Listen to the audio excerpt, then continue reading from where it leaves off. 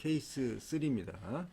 테스터용 화장품을 테스터하기 위한 화장품을 정품과 동일한 물품으로 취급해서 정품의 가격으로 과세 가격을 결정해야 하는지 요거에 대한 논의가 되겠습니다. 물품 테스터용 화장품의 형상은 테스터용 화장품은 일반 판매용 물품 정품과 같은 시설에서 생산되고 품질, 성상, 제품 번호가 모두 동일합니다. 다만 용기에 테스터 not for sale 이거는 테스트용이기 때문에 판매용이 아니다 이렇게 부착이 되어 있는 거죠. 그러니까 이거는 특히 화장품은 상당히 그 여성들의 얼굴에 민감하기 때문에 이거 되게 중요한 그러한 조건이 되겠습니다.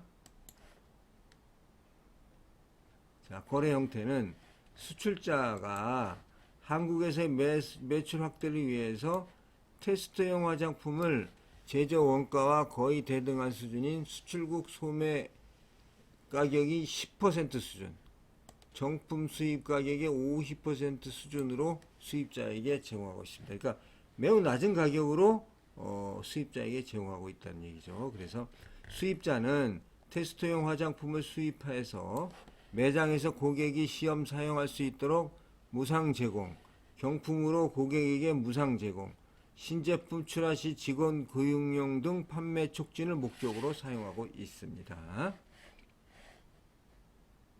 자, 그러면 이런 경우에 그럼 어떻게 봐야 될 것이냐 이거를 우리가 보는 관점 항상 관세법 30조입니다. 수입 물품의 과세 가격은 당해 수입 물품의 수입 거래가 이루어진 때에 구매자가 판매자 또는 판매자를 위하여 실제로 지급하였거나 지급하여야 할 가격의 총액에 기초해서 결정을 합니다. 이거는 항상 똑같은 얘기죠. 테스트용 화장품이 정품과 품질 및 성상이 동일하다 할지라도 포장 용기에 테스터 not for sale, 테스터 not for sale이라고 이거는 판명이 아니다라고 경고하게 표기가 되어 있다면 제품의 용기나 포장의 외관의 미적 감각이 중요시되고 그에 따라 소비자의 제품 선택이나 인식에 크게 영향을 받는 화장품의 특성상 정품과 테스터 용품의 상업적 가치가 동일한 것으로 보기 어렵다는 거죠.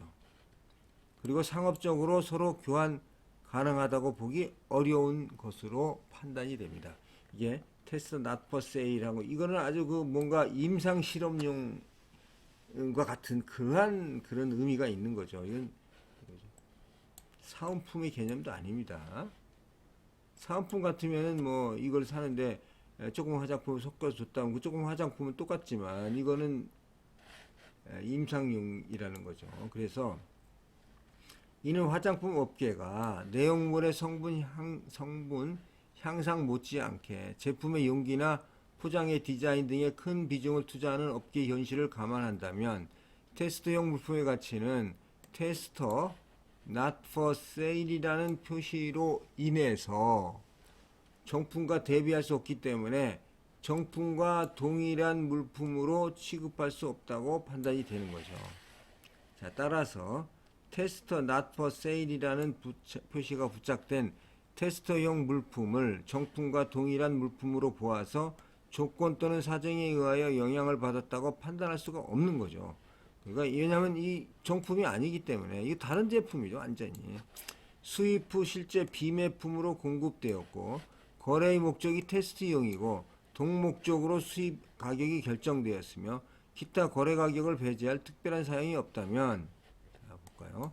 테스터용 화장품은 정품과 다른 별개의 물품으로 취급해서 당해 물품의 거래 가격을 과세 가격으로 결정해야 합니다. 그러니까 테스터로 해서 싸게 들어왔으면 여기서 지금 정품 수입 가격이 50% 수준으로 들어와서 왔다는 얘기는 이건 다른 물건이라 하는 얘기죠. 결론적으로 봤을 때 테스터용 화장품은 정품과는 다른 별개의 물품이기 때문에 기타 거래 가격을 배제하여야 할 특별한 사정이 없는 한 당해 물품의 거래 가격을 기초로 과세 가격을 결정해야 합니다. 자, 그러면 다음은 케이스 4번입니다. 과세 가격 안분 문제입니다. 자, 수입자 I는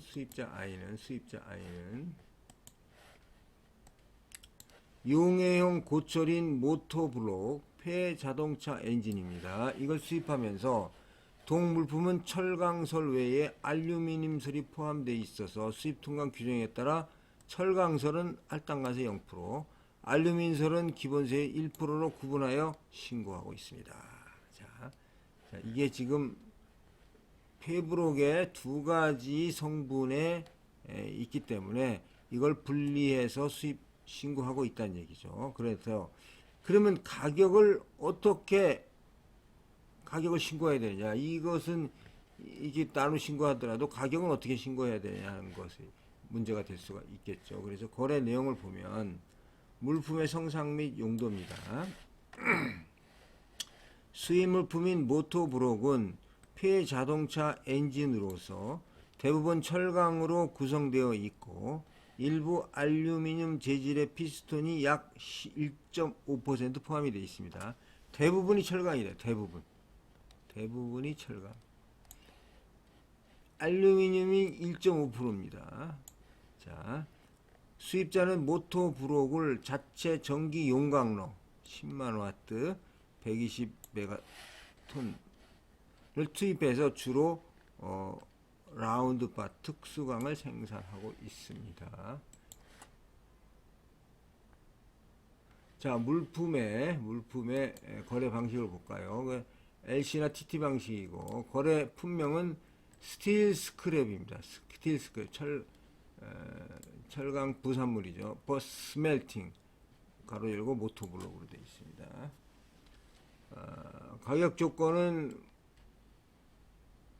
부산 CIF 부산 260불에서 200불 정도가 되겠습니다. 수입 신고 절차는 고철화 작업 생략 업체로서 큰 업체는 고철화 작업 생략을 합니다. 모터브록을 액체 작업 없이 수입 신고하고 철강과 알루미늄 설의 중량은 공인 감정기관의 검사 결과에 따라 확정을 합니다. 그래서 철강과 알루미늄설을 각각 란을 분리하여 수입 신고를 하고 통관 후 알루미늄 재질의 피스톤은 분리해서 용해로에 투입을 합니다. 이 피스톤만 모터블록에서 피스톤이 왔다 갔다 하겠죠. 피스톤만 분리해서 용해로에 집어넣는다 하는 얘기입니다. 자, 볼까요? 그러면 포인트를 보겠습니다. 요걸 상이한 재질로 혼합된 고철이 단일 총 가격으로 거래되고 수입 통관 후 각각 용해용으로 사용되는 경우 수입 통관 규정에 따라 각각 별개의 세번으로 구분하여 수입 신고 시 철강설과 알루미늄설의 과세 가격을 어떻게 안분해야 하느냐? 이게 어떻게 안분해야 되느냐?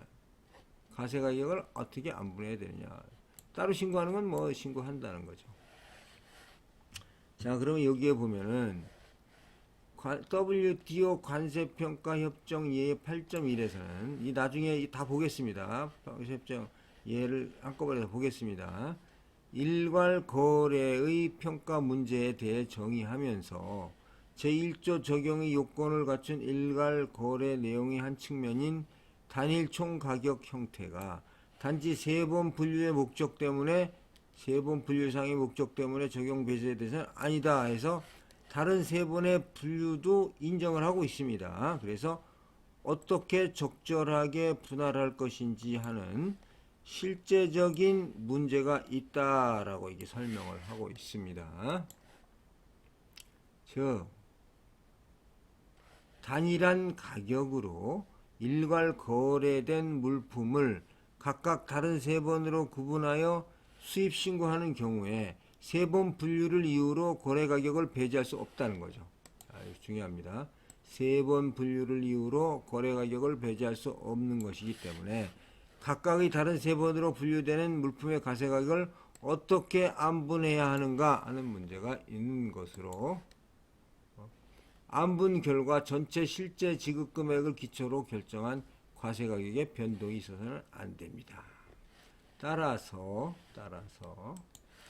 단일한 가격으로 거래된 물품이 대부분 철광설로 구성되어 있고 일부 알루미늄설이 포함되어 있어 수입 통관 규정에 의하여 각각 다른 세 번으로 구분 수입 신고되는 경우, 각각 다른 세 번입니다. 두 물품 모토블록의 가격이 관세법 30조의 규정에 의한 거래가격 요건을 충족한다면 철광설과 알루미늄설의 과세가격은 동물품 모토블록 송품장 가격을 기초로 하여 산출한 거래가격을 각각의 가치에 해당하는 비율로 안분한 거래가격으로 할 수 있다고 할 것입니다. 자, 그러면 이때 알루미늄설의 과세가격은 알루미늄설의 과세가격이 없죠. 그래서 동종 동질 물품 또는 유사 물품의 가격과 기타 합리적인 가격으로 시가조사한 가격을 역산한 가격으로 하고 철강설의 과세가격은 전체 송품장 가격을 기초로 해서 산출한 과세가격에서 알루미늄설의 가격을 공제한 나머지 금액으로 하게 되면 되는 거죠.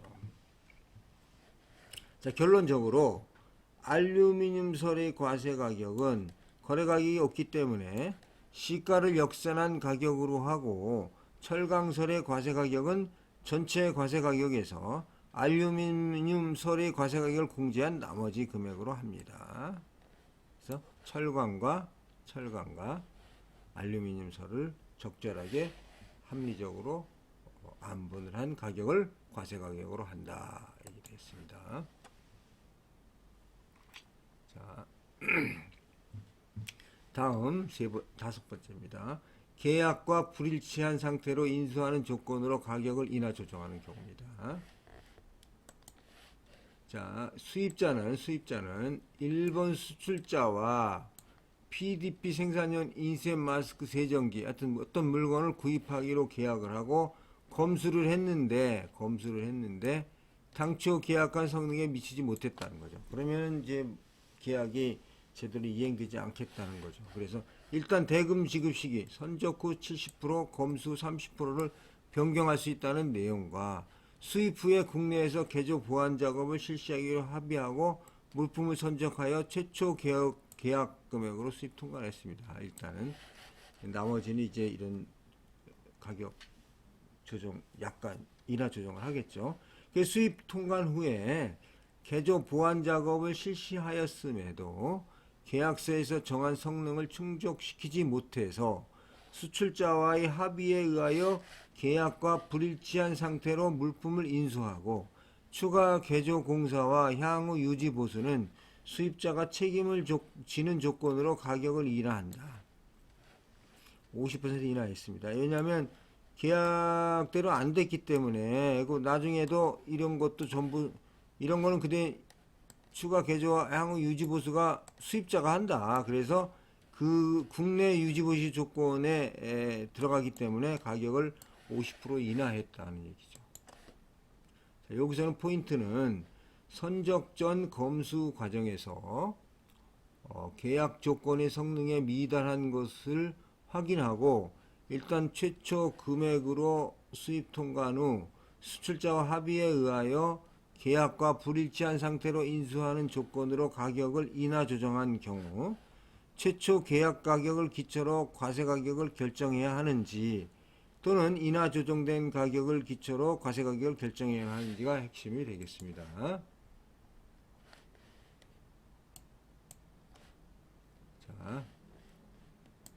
자, 수입 물품의 여기 항상 나오는 얘기입니다. 30조 수입 물품의 과세 가격은 우리나라에 수출하기 위해 판매되는 물품에 대하여 구매자가 실제로 지급하였거나 지급해야 할 가격에 법령이 정하는 가산 비용을 가산하여 조정한 거래액으로 하는 것이 관세법 30조 1항입니다. 본건의 경우 당해 수입 물품은 당초 계약 조건에 정해진 성능에 미달한 물품이지만 선적 당시 당사자가 대금 지급 시기만을 조정할 수 있도록 하고 수입 후 국내에서 보완하기로 합의하고 선적을 했다는 거죠. 이는 양 당사자가 당초의 계약이 유효한 것으로 인정하고 물품을 양수도 한 겁니다. 또한 우리나라에 수출하기 위하여 판매되는 물품의 가격이라 함은 동물품이 우리나라 수입항에 최초로 도착하는 시점까지의 가격을 말하기 때문에 수입 후에 변경된 가격은 이미 수출 판매가 끝난 물품에 대한 우리나라의 국내 가격에 해당을 하고, 중요한 포인트입니다. 우리나라의 국내 가격에 해당하고 계약서상 별도의 가격 조정 약관이 없는 상태에서 성능 미달 등을 이유로 수입 통관 후 수입 물품의 가격을 인하 조정한 것은 계약 조건 불이행에 따른 손해배상 성격의 클레임 청구 금액에 해당한다고 봐야 할 것입니다. 그래서 당해 수입 물품, 그러니까 클레임으로 보상받는 것은 별개의 문제죠. 수입 물품의 거래 가격이 이미 결정이 된 상태죠. 그래서 당사자의 합의에 따라 당초의 계약이 유효한 것으로 인정하고 선적한 것으로 볼 수가 있다는 얘기죠. 그래서 수입 통관 후 인하 조정한 가격은 수출 판매가 끝난 물품에 대한 우리나라의 국내 가격에 불과한 것으로서 조정 전 가격을, 그러니까 처음 가격을 기초로 과세 가격을 결정하는 것이 타당하다 하는 것이 이제 관세청의 의견이 되겠습니다. 최종 결론이 나왔습니다. 자, 이상 오늘은 여기까지 케이스 3가지를 간략하게 살펴보았습니다. 감사합니다.